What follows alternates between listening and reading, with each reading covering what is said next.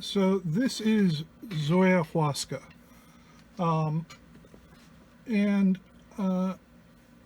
so I'm one of the people who beta tested the new firmware, and I was looking for a patch to start from scratch that would allow me to test some of the new features. So in particular, this patch uses linear CV LFOs, which are essential to recreating the sway control found in the Abracadabra / Chase Bliss audio ayahuasca. For that Maju shape, it has a Maju shape that's set up like the Chase Bliss, adaptable LFO. It also has the ability to switch between tap tempo. It's a little late here, so I'm trying to keep the volume down.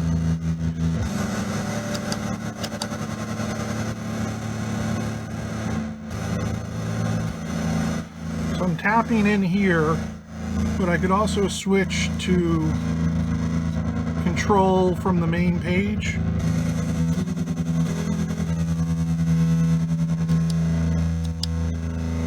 Or back to tap tempo. And that's because it uses a tap to CV converter, which allows me to use, in the past I would have had to use LFOs that were tap tempo and CV, so that would double the CPU overhead.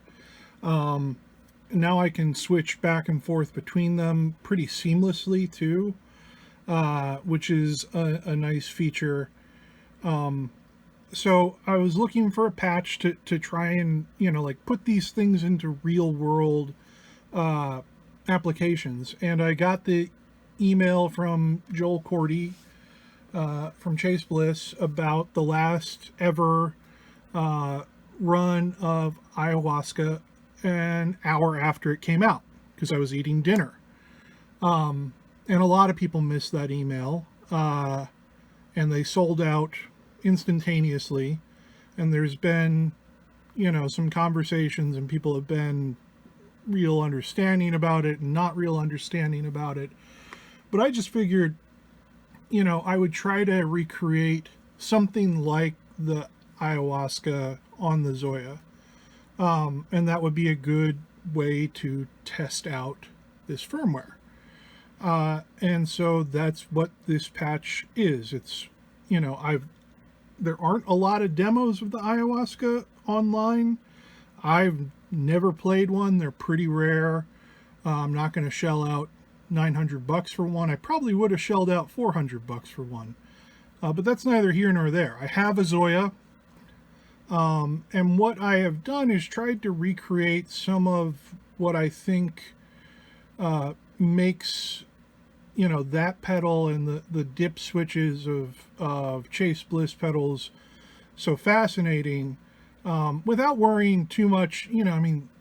For goodness sakes, I'm not going to nail like the fuzz tone or whatever, right? Like, I've tried to follow the idea of the ayahuasca, but I'm not making any claims whatsoever to like the idea that they sound alike. What they do is function alike. So what you have is you've got a fuzz. Sorry, I've got some dip switches on. So you've got a fuzz into a tremolo.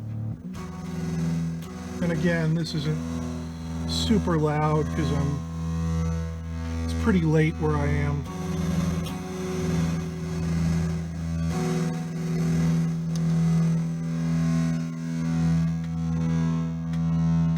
So you've got a fuzz into a tremolo, right? The fuzz has an input control. This is the input gain and the output gain. Then it has a color, which I read about the ayahuasca. It said it was based on a Big Muff tone stack. So I tried to reproduce that here. And the way that a Big Muff tone stack works is that one side goes through a low pass filter and the other goes through a high pass filter, and then they're mixed together. So this is a low pass filter and a high pass filter. I've used the values that I found online for a ram's head muff, and I'm going to include a link to the site that I used if you wanted to put in a different muff tone stack by putting in different frequency values. You can check that out. So it goes into a tone control that's built around a Big Muff tone stack, and then it goes into a tremolo. The Abracadabra version has a standard and a harmonic tremolo and a both version. Now, I've had a Gravitas for years. I honestly, for the life of me, I cannot tell what happens when the both control is used. I don't notice it. I tried to use it here. It sounded weird.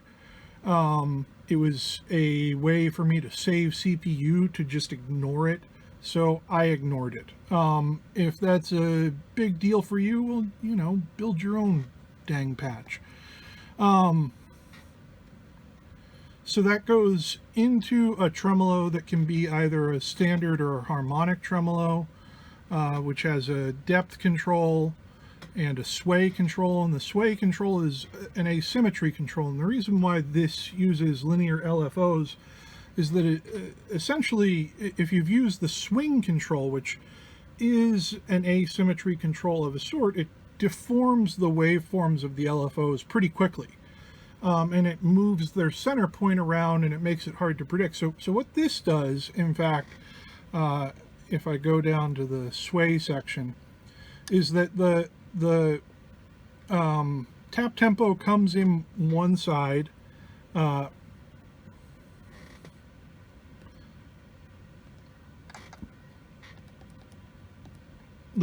tempo or the rate control, whatever, for the LFOs comes in one side. And over here. All right.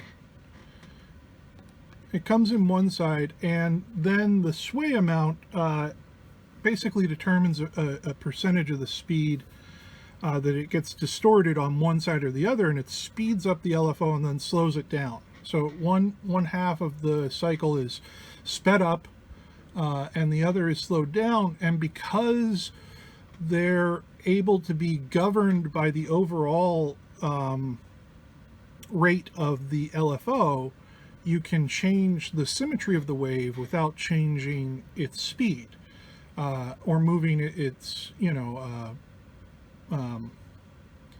or making it so you can join the two center points. Now, I will say, so this goes orange is sine, lime is triangle, blue or sky is square wave. This works better with the square wave and the sine wave halves than the triangle half. The triangle half still gets deformed somewhat as you adjust the rate of the LFO. The sine and the square seem to handle that better, and combinations of the two handle that better than the triangle does. But you're welcome to play around with that. So there's a sway control that governs the asymmetry. Then I tried to model the dip switches in a couple of different ways. So you have a mod speed. On the original, you'd give up control over the output to set the mod speed, and it wasn't a destination. Here it's a destination because we have a separate control to set the speed of the modulation. And I'm sorry, I named this poorly because I use modu shape. That only governs the tremolo LFO. Then there's a mod section for each of these where you can turn mod on, and that refers to this modulation over on the left hand side. And there are 3 different waveforms, beginning with a triangle wave, and you can see the modulation pixel here changing so that it goes more triangle like. There's a square wave for really hard choppy changes, and then there's a random value generated, and you can set the rate. It could be really fast, it could be really slow. Because it uses CV LFOs, linear LFOs, you could set the rate and the mod speed in proportion to one another. So a mod speed that is like twice as large a number as the rate would give you, a 2-to-1 ratio. And you can set, some other stuff. That's, if you switch over to tap tempo, that's not the case. And you can, you can apply this to any or all of these parameters. And there's an individual depth control for each of them, so you could have them, you could have one control move to a lower position while the other moves to a higher position. And then there's a 4th mod option, which is expression. So the expression input can be used, and again, it's using the same depth control, so you can have an expression pedal where the heel and toe cause one value to go up and another value to go down, all of that sort of stuff, just based on these mod depth position controls. So there's a lot of flexibility there. One other thing that I will point out is that there is a feedback control which isn't found in the original and can get pretty nutty. So it feeds the circuit back into itself at the end of the tremolo, back into the beginning of the fuzz.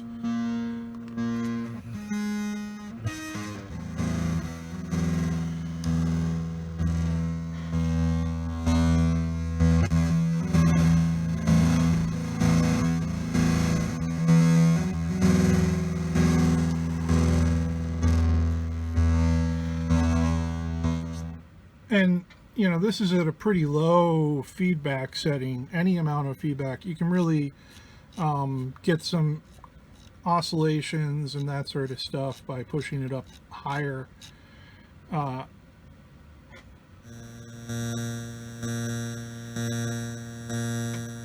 And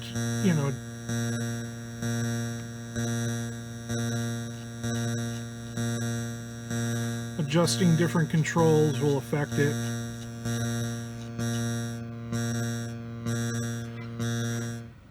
And you can turn it off and ignore it entirely if that's not your thing, but it can add some craziness to the sound. So yeah, that's ZOIAhuasca.